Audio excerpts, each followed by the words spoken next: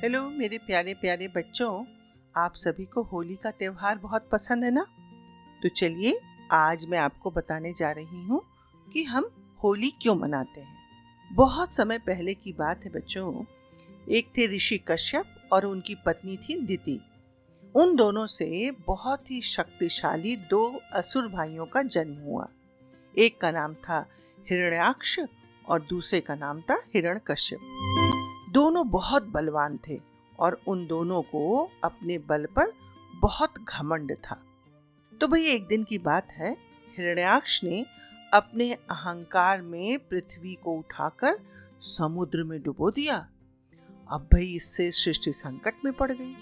तब भगवान विष्णु ने वराह अवतार लिया, हिरण्याक्ष का वध किया और पृथ्वी को वापस उसके स्थान पर स्थापित कर दिया। जब हिरण्यकश्यप को यह बात पता चली कि मेरे भाई का वध हो गया है, तो वह क्रोध से कांपने लगा। उसने सोचा, जिस विष्णु ने मेरे भाई को मारा, मैं उसी का शत्रु बनूंगा। कोई भी मुझे रोक न सके। इसके लिए मुझे ऐसा वरदान चाहिए जो किसी के पास नहीं है। और पता है, वह तपस्या करने चला गया। जब वह तपस्या करने जा रहा था, तो हिरण्यकश्यप की पत्नी, उसका नाम था कयाधु, वो उस समय गर्भवती थी। जब वह चला गया तो देवताओं ने कयाधु को बंदी बना लिया।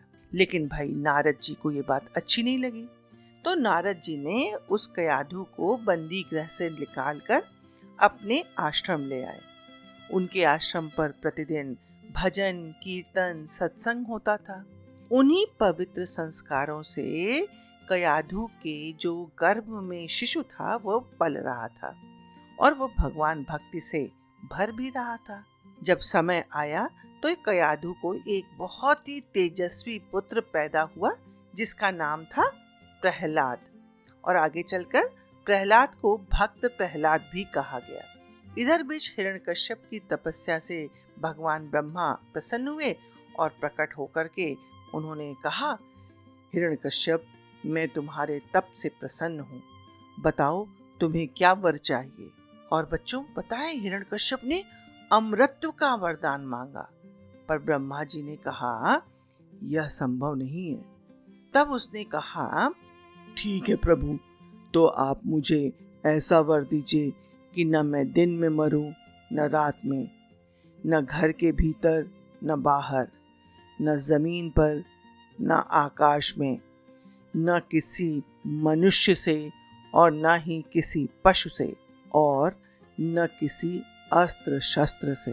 ब्रह्मा जी ने तब तथास्तु कह दिया और वे लौट गए। अब भाई हिरण्यकश्यप लौट आया।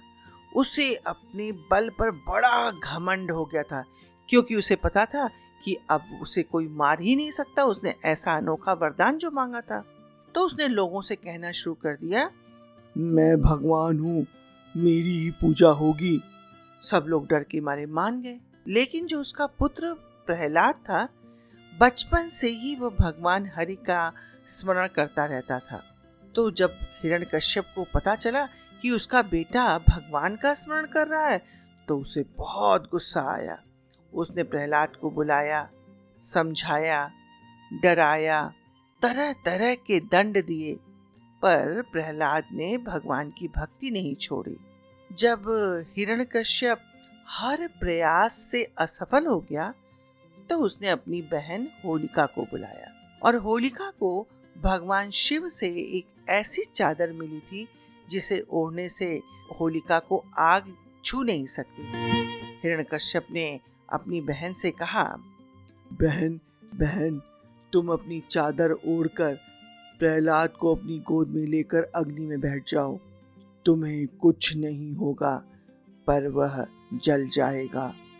पहले तो होलिका मानी नहीं, लेकिन जब हिरण्यकश्यप ने उसे डराया, तो होलिका चादर ओढ़ करके प्रहलाद को अपनी गोद में लेकर लकड़ी की चिता पर बैठ गई।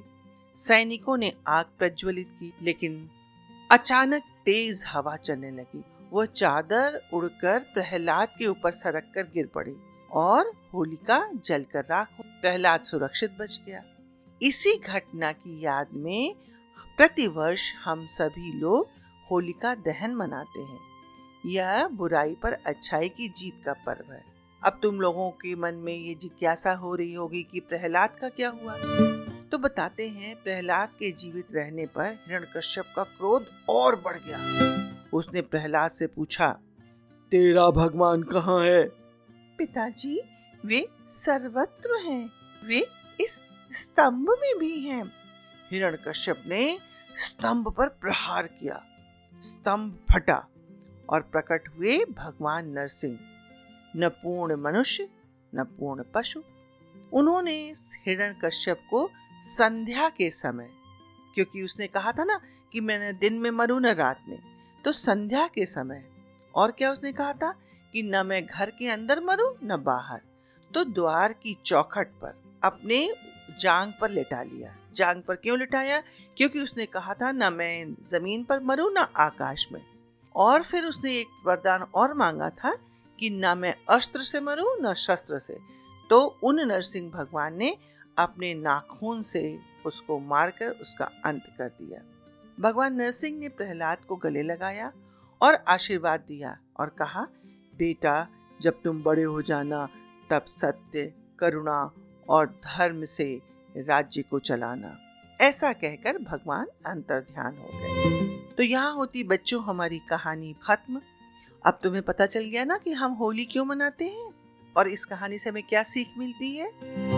हाँ, यही कि बुराई और अहंकार का अंत अवश्य होता है।